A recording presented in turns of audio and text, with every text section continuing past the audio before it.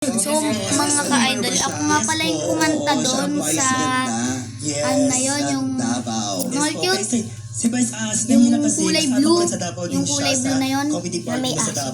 Yung may aso na yun. Ako yung kumanta doon, di ba? Kilala niyo ako? Ako yung nasa simbahan rin.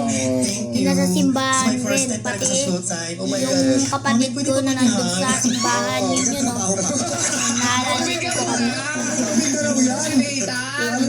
Ipapakilala ko po yung mga iba pong naiwan dito kagapon. Kasi po pinaiwan ko dito kagapon eh. Ipapakilala ko po. So mga ka-idol, ito po yung mga ano. Diba yung mama namin na sumama kagapon yan. Yung mama namin na sumama kagapon. Pati yung pinsan namin na naiwan na yung pinsan kong naiwan dito. Yan siya, nakapula, yan.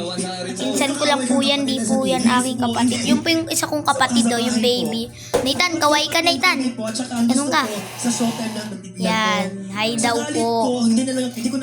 Yung iba po, nandun pa po sa ano, sa CR yung isa kong kuya kasi naliligo.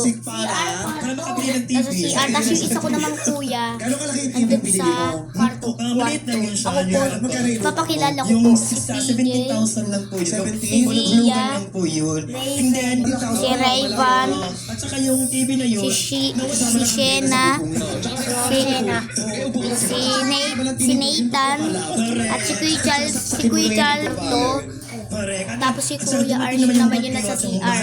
Kuya Angelo pa meron pa. Nasa labas nagpagupit. Kasi mukha siyang puwet.